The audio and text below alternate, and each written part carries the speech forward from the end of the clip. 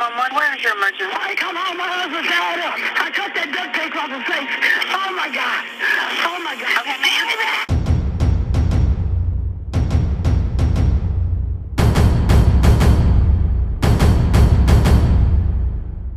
Angel Bumpass was charged with felony M and aggravated R. The victim was 68-year-old Franklin Bonner. His home was ransacked and he had duct tape over his hands, legs, and mouth. Angel was arrested for failure to appear on a speeding ticket. When she was fingerprinted, her prints matched those that were found on duct tape from the M scene. At the time, she was only 13 years old. She also has a co-defendant named Mallory Vaughn. His cousin, telling from jail, claims Vaughn confessed to the M, so the state elected to try them together. Before the trial starts, Angel meets with her attorney. She shows Angel the crime scene photos. She says that she has never seen those before, and she has never been in that place before. So her attorney asks, "Did you know Mallory?" She said no. The first time she heard his name was when this case came up. So the defense team starts exploring how Angel's fingerprints may have ended up on the duct tape. They found her prints on the tape around the legs of the chair, also on the sticky side of the duct tape around his face. There were also 9 other sets of prints on the duct tape, and her prints wasn't found anywhere else in the house. Now, when the defense attorney spoke to Angel's grandfather, he said that he did maintenance work for Bonner and believed that duct tape may have came from his garage and Angel played around with it in the garage, may have handled it sometime. Then they get some new evidence, a prison call between Angel's brothers. Hey, you heard about him, Angel? It's on case that happened 9 years ago. Happened 9 years ago. 9 years ago, 213. Think about it.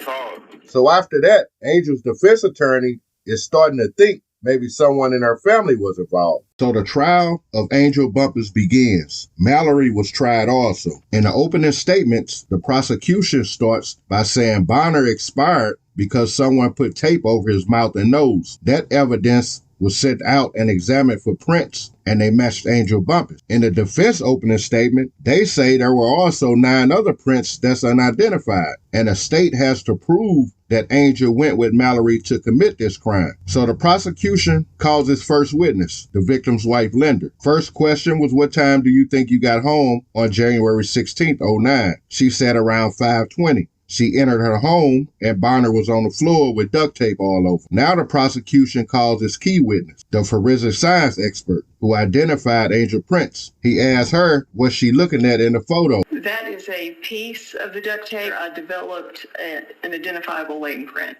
It was a match to Angel Bumpass.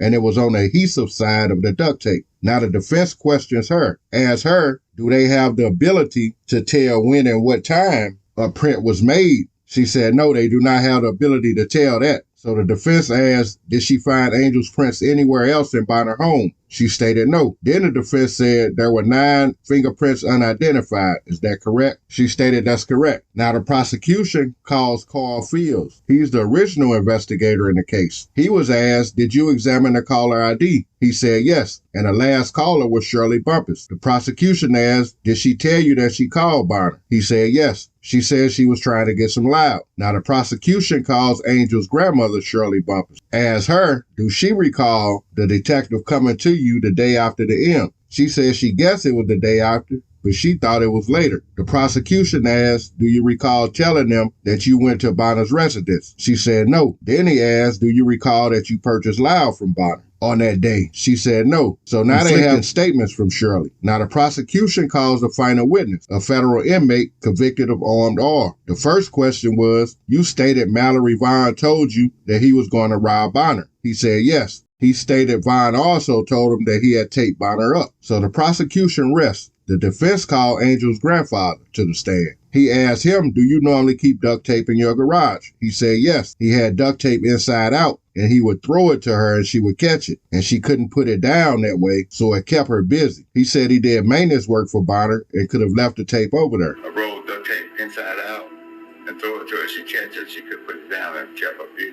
So after that testimony, they began closing argument. The defense starts by telling the jury the only potential evidence they have in this case is 2 prints on some duct tape. The duct tape could have came from anywhere and moved anywhere. You still have unidentified prints. And do you believe a 13-year-old walked 2.5 miles to meet a 26-year-old to commit a crime? So the prosecution closing statements, they say the last call was Shirley. Is that a coincidence? And Angel didn't get her prints on the tape by playing with it. She was helping Mallory. So the jury deliberates and find Mallory Vaughn not guilty and Angel Bumpass guilty of both charges. She was sentenced to 60 years. Thank you for watching. Leave me some comments. Hit that like button. Stay safe out there. I'm done talking. I want to go. I'm never going to see my kids again. I just want to go.